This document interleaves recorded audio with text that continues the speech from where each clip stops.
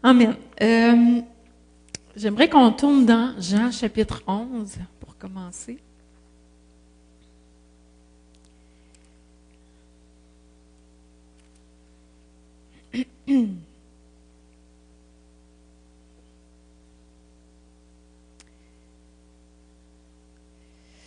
Amen. J'avais à cœur de parler de Jean 11, la résurrection de Lazare. Fait que là, je vais lire, c'est assez un long texte, mais pour nous mettre en situation, je vais prendre le temps de le lire, puis après ça. Dans le village de Béthanie vivaient deux sœurs, Marthe et Marie, ainsi que leur frère Lazare. Marie était cette femme qui, après avoir répandu une huile parfumée sur les pieds du Seigneur, les lui essuya avec ses cheveux. Lazare, son frère, tomba malade. Les deux sœurs envoyèrent donc quelqu'un à Jésus pour lui faire dire « Seigneur, ton ami est malade. » Quand Jésus apprit la nouvelle, il dit « Cette maladie n'aboutira pas à la mort, elle y servira à glorifier Dieu. Elle sera une occasion pour faire apparaître la gloire du Fils de Dieu. » Or Jésus était très attaché à Marthe, à sa sœur et à Lazare. Après avoir appris qu'il était malade, il resta encore 2 jours à l'endroit où il se trouvait. Puis il dit à ses disciples, « Retournons en Judée. » « Maître, lui dit-il, il n'y a pas si longtemps, ceux de la Judée voulaient te tuer à coups de pierre, et maintenant tu veux retourner là-bas? Amen. « N'y a-t-il pas 12 heures dans une journée, répondit Jésus, si l'on marche pendant qu'il fait jour, on ne bute pas contre les obstacles, parce qu'on voit clair. Mais si l'on marche de nuit, on trébuche parce qu'il n'y a pas de lumière. » Après avoir dit cela, il ajouta, « Notre ami Lazare s'est endormi. Je vais aller le réveiller. » Sur quoi les disciples lui dirent, « Seigneur, s'il dort, il est en voie de guérison. » En fait, Jésus voulait dire que Lazare était mort, mais les disciples avaient compris qu'il parlait du sommeil ordinaire. Alors il leur dit clairement, « Lazare est mort, et je suis heureux, à cause de vous, de n'avoir pas été là-bas à ce moment-là, car cela contribuera à votre foi. Mais maintenant, allons auprès de lui. » Thomas, surnommé le jumeau, dit alors aux autres disciples, « Allons-y nous aussi pour mourir avec lui. » À son arrivée, Jésus apprit qu'on avait enseveli Lazare depuis 4 jours déjà. Béthanie était à moins de 3 kilomètres de Jérusalem. Aussi, beaucoup de gens étaient venus chez Marthe et Marie pour leur présenter leurs condoléances à l'occasion de la mort de leur frère. Quand Marthe apprit que Jésus approchait du village, elle alla à sa rencontre. Marie, elle, resta à la maison. Marthe dit à Jésus, « Seigneur, si tu avais été là, mon frère ne serait pas mort. Mais je sais que maintenant encore, tout ce que tu demanderas à Dieu, il te l'accordera. » « Ton frère reviendra à la vie, lui dit Jésus. « Je sais bien, répondit Marthe, qu'il reviendra à la vie au dernier jour lors de la résurrection des morts. « Je suis la résurrection et la vie, lui dit Jésus. « Celui qui place toute sa confiance en moi vivra, même s'il meurt. Et tout homme qui vit et croit en moi ne mourra jamais. Crois-tu cela? » « Oui, Seigneur, lui répondit-elle, je crois que tu es le Christ, le Fils de Dieu, celui qui devait venir dans le monde. » Là-dessus, elle partit appeler sa sœur Marie. Et l'ayant prise à part, elle lui dit, « Le Maître est là et il te demande. » À cette nouvelle, Marie se leva précipitamment et courut vers Jésus. Il n'était pas encore entré dans le village, il était resté à l'endroit où Marthe l'avait rencontré. Ceux qui se trouvaient dans la maison avec Marie pour la consoler, la virent se lever brusquement et sortir. Ils la suivirent pendant qu'elle allait au tombeau pour y pleurer. Marie parvint à l'endroit où était Jésus. Dès qu'elle le vit, elle se jeta à ses pieds et lui dit, « Seigneur, si tu avais été ici, mon frère ne serait pas mort. » Et la voyant pleurer, elle et ceux qui l'accompagnaient, Jésus fut profondément indigné et ému.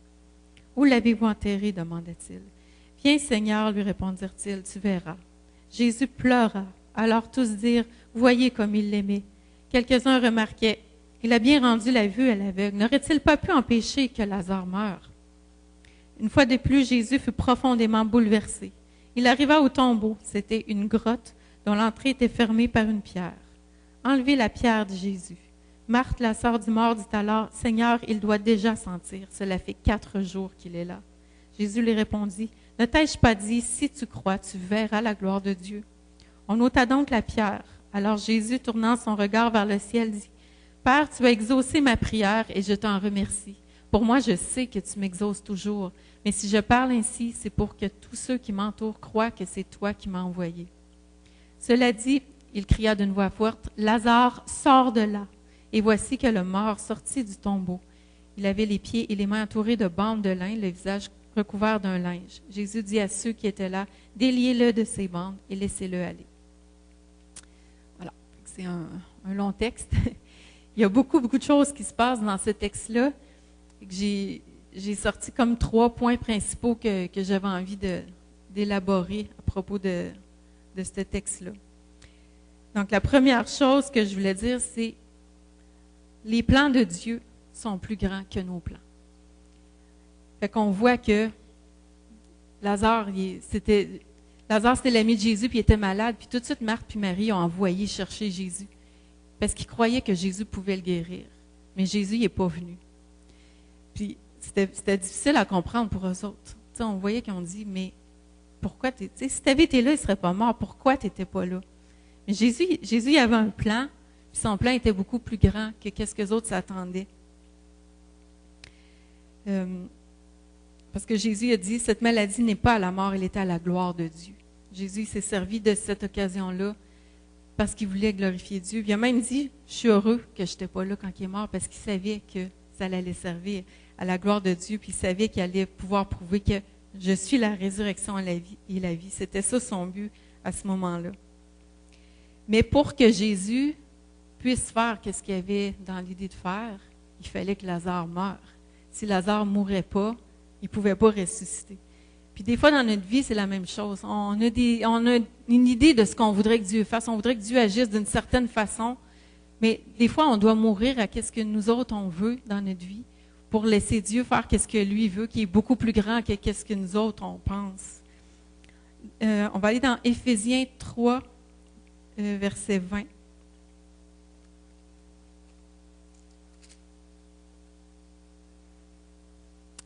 À celui qui, par la puissance qui agit en nous, peut réaliser infiniment au-delà de ce que nous demandons ou même pensons. À lui soit la gloire dans l'Église et en Jésus-Christ pour toutes les générations et pour l'éternité. Amen. Il peut faire infiniment de tout ce que nous demandons ou pensons. Amen. Nous autres, on a souvent une vision limitée. On se dit, c'est ça qui devrait arriver. On pense qu'on sait qu'est-ce qui est mieux pour nous autres. Mais Dieu, lui, il voit beaucoup plus loin que nous autres. Je vois notre vie, je pense que Dieu voit notre vie un peu comme une carte géographique, puis lui, il veut nous emmener là. Puis il sait que pour nous emmener là, il faut qu'il nous fasse passer des fois par certains chemins, puis que si on prend des détours, peut-être qu'on va se rendre là pareil, mais ça va être pas mal plus compliqué, On doit apprendre à faire confiance à Dieu, que ses plans sont pas mal plus grands que nos plans. Jérémie 29, chapitre 11 nous dit, « Car je connais les projets que j'ai formés pour vous, projets de paix et non de malheur, afin de vous donner un avenir et une espérance. » Dieu, il veut notre bien, mais il veut notre meilleur. Puis souvent, Dieu, il va se servir de ce qu'on vit pour nous apporter là. 2 Corinthiens 4, 17, « Car nos légères afflictions du moment présent produisent pour nous, au-delà de toute mesure, un poids éternel de gloire. » Le but de Dieu, au-delà de ce qui se passe aujourd'hui, c'est qu'il voit dans l'avenir. Il veut puis il veut nous apprendre des choses, puis les choses ne se passent pas toujours comme on voudrait parce que lui, ses plans sont beaucoup plus grands que nos plans. Amen.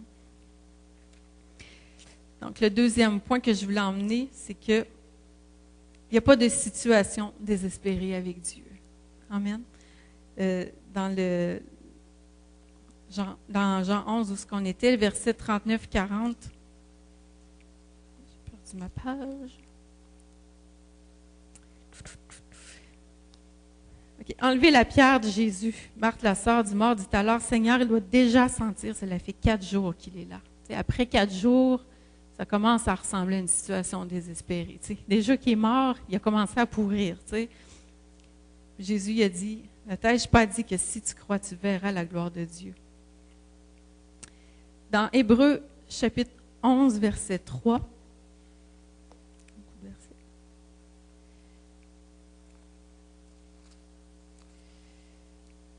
ça nous dit, « par la foi, nous comprenons que l'univers a été harmonieusement organisé par la parole de Dieu et qu'ainsi le monde visible tire son origine de l'invisible. Moi, je lisais ce verset-là l'autre jour, puis j'ai vu vraiment comme une révélation. Tout ce qu'on voit tire son origine de l'invisible. Fait que, tu sais, des fois, on vit une situation où on ne voit pas comment ça pourrait se régler. On ne voit pas la solution. Mais on n'a pas besoin de voir, tu sais. Parce que si Dieu a créé le monde entier à partir de l'invisible, bien, la solution à notre problème, je pense qu'elle est possible aussi. Hein? Puis,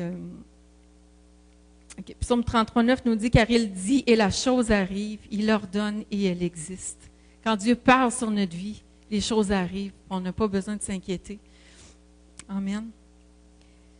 J'écris, il est le Dieu de l'impossible. Il est celui qui a changé l'eau en vin.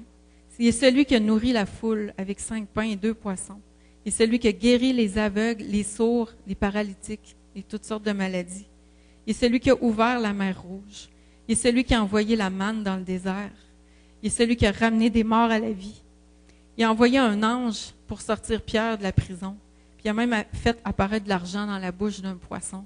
Je pense que Dieu a réponse à tous les problèmes qu'on peut avoir. On n'a pas besoin de s'inquiéter. Les ressources de Dieu sont inépuisables. Amen.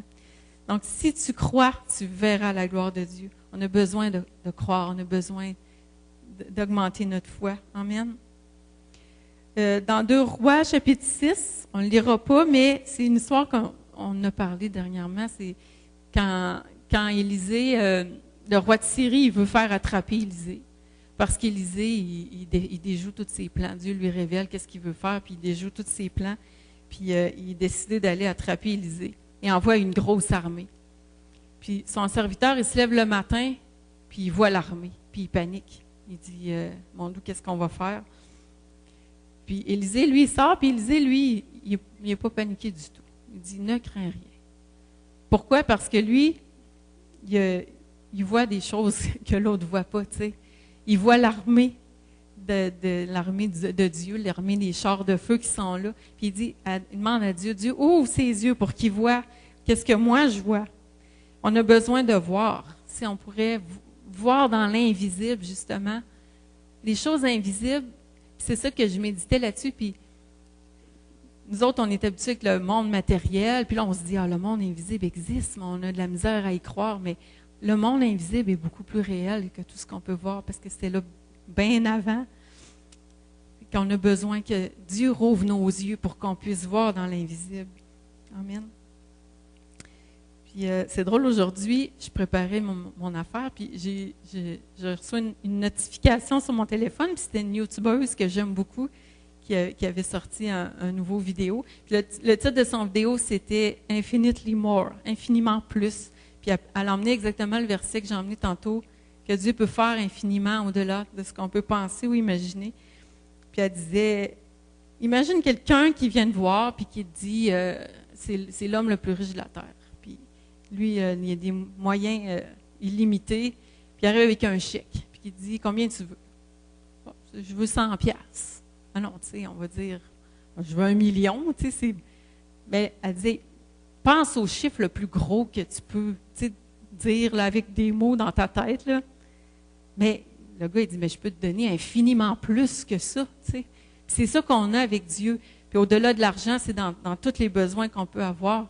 On peut avoir besoin de guérison, on peut avoir besoin d'être libéré, peut-être tu as besoin de réconciliation avec quelqu'un, puis ça semble impossible. Peut-être tu pries pour le salut d'une personne, puis ça semble impossible. Mais Dieu il peut faire infiniment plus que qu'est-ce que tu penses. Ses ressources sont infinies. Amen. Amen. Le 3e point que je voulais emmener avec ça, c'était Dieu est plein de compassion. On voit quand Jésus a vu Marie arriver en pleurant, il était ému de compassion pour elle. Puis il s'est même mis à pleurer avec elle.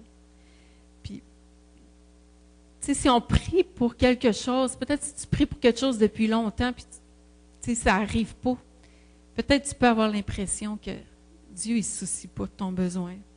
Peut-être que tu penses que tu ne le mérites pas ou que ce n'est pas assez important. Mais ce n'est pas vrai. Dieu, il se soucie de chacun de nos besoins.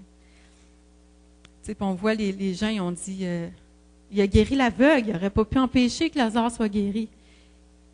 Puis des fois, je pense que c'est plus facile de croire que Dieu, il peut, puis que Dieu, il est puissant, que de croire qu'il veut le faire. Des fois, on doute qu'il veut. On se dit, oui, Dieu, il est puissant, Dieu est puissant. Est-ce qu'il va vraiment répondre à mon besoin? Je ne sais pas, tu sais. On doute un peu de la bonté de Dieu. Ça se peut-tu? Psaume 103, verset 11 nous dit, « Mais autant les cieux sont élevés au-dessus de la terre, autant sa bonté est grande pour ceux qui le craignent. » Psaume 145, 8 nous dit, « L'Éternel est miséricordieux et compatissant, lent à la colère et riche en bonté. » Puis quand on fait une recherche, si tu prends ton application de Bible, tu fais une recherche sur la compassion de Dieu, c'est fou, là. Partout dans la Bible, ça parle que Dieu, il est compatissant, il est miséricordieux. Puis même dans le Nouveau Testament, Jésus, quand il voyait des besoins, il était toujours ému de compassion. Il voyait des malades, il était ému de compassion. Il voyait, à un moment donné, il voit la foule, puis il dit, son sang berger, il est ému de compassion. Puis il dit, faut que je fasse quelque chose. Dieu ne change pas. Il est comme ça avec nous autres aussi.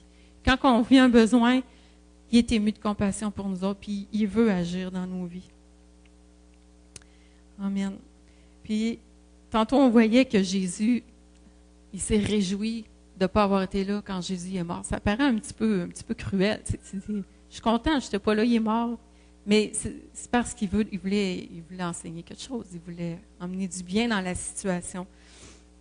Mais c'est pas Jésus qui a rendu Lazare malade. Je pense que c'est important de savoir ça, que Dieu, il profite des épreuves qu'on vit pour nous emmener plus loin, mais il ne nous envoie pas des épreuves. En tout cas, moi, le Dieu que je connais, je ne pense pas qu'il fait ça. Il ne nous envoie pas des épreuves pour... Tu sais, nous autres, en tant que parents, on fait un peu ça. Là, nos enfants, quand ils vivent une difficulté, mettons ton petit gars, il décide de sauter en bas du toit, puis il se fait mal. Tu diras, on va le consoler, on va prendre soin de lui, on va lui dire, monte plus sur le toit, c'est dangereux, on va en profiter pour lui montrer une leçon. Mais on ne va pas le pousser en bas du toit pour lui apprendre que c'est dangereux. T'sais. Dieu, il est comme ça, Dieu, il est un bon papa, puis il nous aime. Psaume 103, verset 13 dit, « Comme un père a compassion de ses enfants, l'Éternel a compassion de ceux qui le craignent. » Quand on se tourne vers lui, on peut trouver du réconfort. Puis comme on disait tantôt, Dieu a des projets de bonheur pour nous autres. Ce n'est pas des projets de malheur. Ce n'est pas des malheurs qu'il nous envoie, c'est des bonnes choses. Puis il sait qu'est-ce qui est mieux pour nous autres. Puis Romains 8, 28, nous savons du reste que toute chose concourt au bien de ceux qui aiment Dieu. Dieu fait concourir toutes choses à notre bien. Amen. Donc, en finissant, j'avais une petite histoire que j'ai vue sur Internet. C'est un petit garçon qui demande à son papa, il est comme un grand Dieu. Puis là, le papa, il dit, tu vois-tu l'avion là-bas? Ah oui, je le vois. Il est comme un grand d'après toi, cet avion-là. Le petit gars, il fait il est à peu près grand comme ça. Ah oui, tu penses? Viens, je vais t'emmener, je vais te montrer quelque chose. Il l'emmène à l'aéroport. Puis là, il voit l'avion qui atterrit, puis plus qu'elle se rapproche, plus qu'il devient gros. Puis à un moment donné, le petit gars, il arrive à côté de l'avion, puis il fait, OK, c'est vraiment gros un avion, tu sais. Et le papa, il dit, c'est comme ça avec Dieu. Plus tu es proche de lui, plus que tu vois comment il est grand. On a besoin de passer du temps avec lui. Puis je pense que Marthe et Marie ont vraiment fait la bonne chose. Ils sont allés vers Jésus. Puis c'est là qu'ils ont trouvé la réponse à leurs problèmes. Amen. Puis c'est ça, je pense qu'on a besoin de passer du temps avec lui, de le connaître plus, puis vraiment c'est comme ça que notre foi va grandir. Amen. Des fois, on prie, puis des fois, j'ai l'impression qu'on prie comme si on grattait un billet de loterie. Tu sais. On va essayer de demander à Dieu, puis peut-être ça va marcher, peut-être pas. Tu sais. Je pense qu'on manque de foi des fois, hein. Mais on a besoin de croire que Dieu, non seulement il peut, mais il veut. Amen. Amen. C'était ça. Amen. Il y a de bonne heure, on a le temps de... Très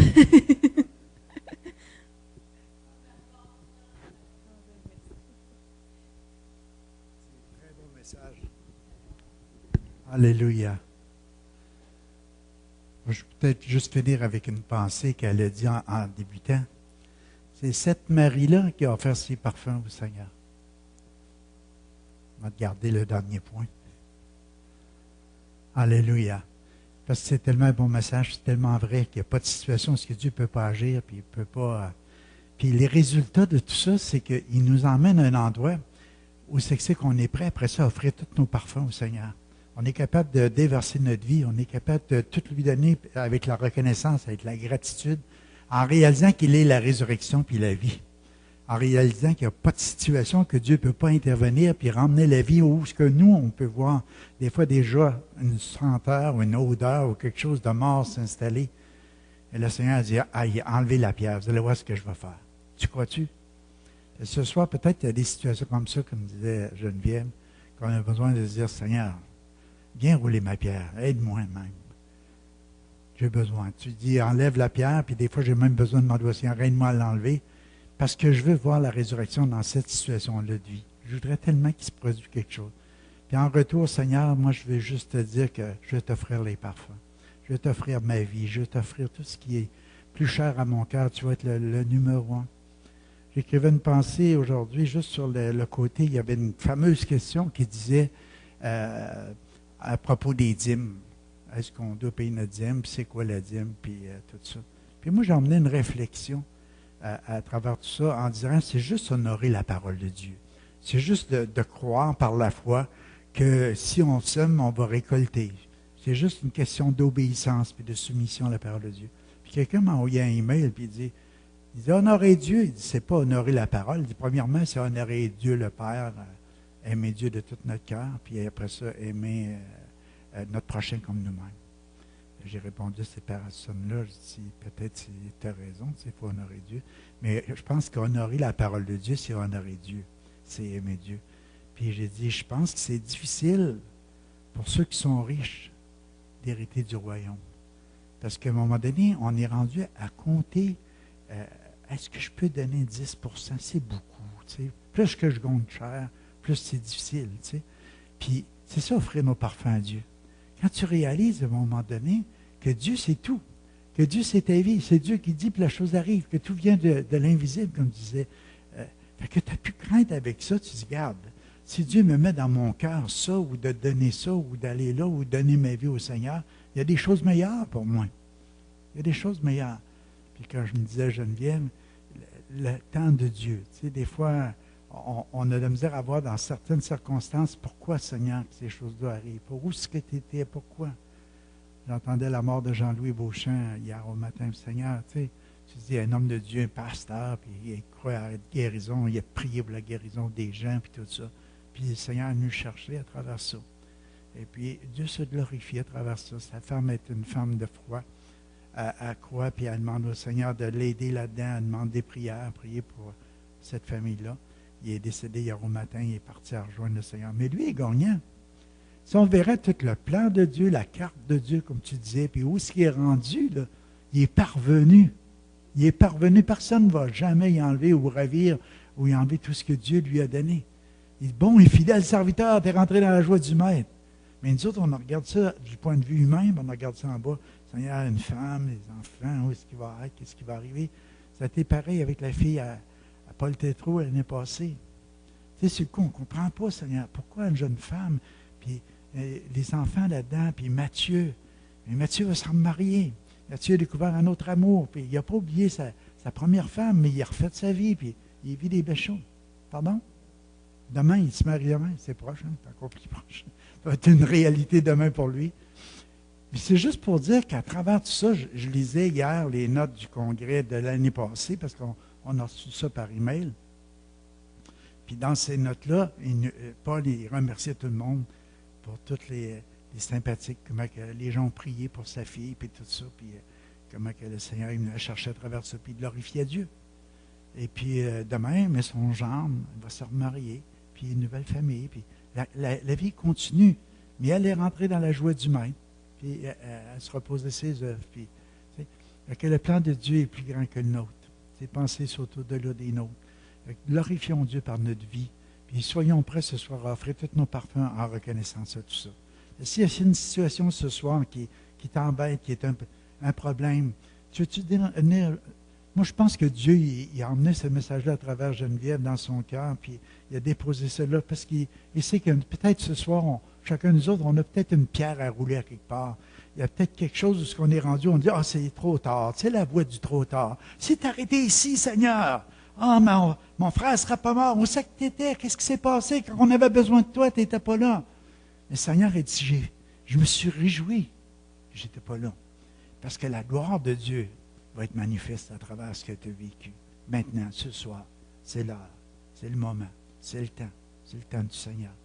Fait que prenons le temps juste d'examiner à l'intérieur, y a-t-il quelque chose qui sent la mort un peu en toi? Y a-t-il quelque chose qui est là, qui s'est installé depuis un bout de temps, puis ça commence à ne pas sentir bon dans ta vie? Tu dis, Seigneur, ce soir, Seigneur, après avoir entendu ce message, je veux rouler cette pierre, Seigneur. Oh, je veux, Seigneur, voir une résurrection là-dedans, Père. Je veux croire, Père, que ce n'est pas la voix du trop tard ce soir, c'est la voix de l'impossible. C'est celle que j'ai entendue. C'est celle que je veux voir, Seigneur. Ta parole, agir dans cette situation donnée. Que ce soit au niveau de ta santé, au niveau de tes finances, au niveau de ta famille, au niveau de ta relation de couple, de tes enfants. Quoi que ce soit ce soir. Une situation que tu sens que ça t'est échappé, que tu attendais, puis tout à coup, tu dis, ben, donc ça va être de même, puis c'est comme disait Geneviève, c'est comme la loto où je n'ai pas gagné. Non. Juste le Seigneur a dit, gars, ce soir, je vais me réjouir à travers ça. Ses plans sont au-delà des nôtres. Ses pensées sont au-delà des nôtres. Fais juste dire, Seigneur, ce soir, tu as ouvert les yeux des aveugles, tu as fait marcher les paralytiques, tu as fait entendre les sourds. Mais ma situation ce soir, Seigneur, j'ai entendu ta parole. Puis je crois au Dieu de l'impossible. Tu as ranimé ma foi. Ce soir, je peux m'attendre à ce que tu vas encore agir, puis tu vas te glorifier à travers tout ça. Puis moi, je veux juste en attendant te dire, Seigneur, que je t'aime au bout, que je te fais confiance pour tout, que je veux t'offrir mes parfums, que je veux t'offrir ma vie, que je veux t'offrir tout ce que je suis, tous mes rêves, toutes mes ambitions, tout ce que j'ai pensé que je voulais faire ou que je voulais devenir ou quoi que ce soit. Ce soir, je veux passer par toi, Seigneur. Je veux que ça passe entre tes mains. Je veux te l'offrir comme un parfum de bonne odeur. Quelque chose qui va te plaire. Toute ma vie, Père. Je veux te faire confiance à travers toutes choses. Père, au nom de Jésus ce soir, je te prie pour tous ceux qui tournent leur cœur vers toi en ce moment, qui t'ont fait connaître un besoin, Seigneur, qui ont besoin d'une intervention surnaturelle. Que tu puisses ramener tout ce qui est mort à la vie, Père. Au nom de Jésus. Au nom de Jésus. Au nom de Jésus, reçois ce soir. Reçois maintenant. Au nom de Jésus. Et que le Père puisse en être glorifié dans le nom de Jésus.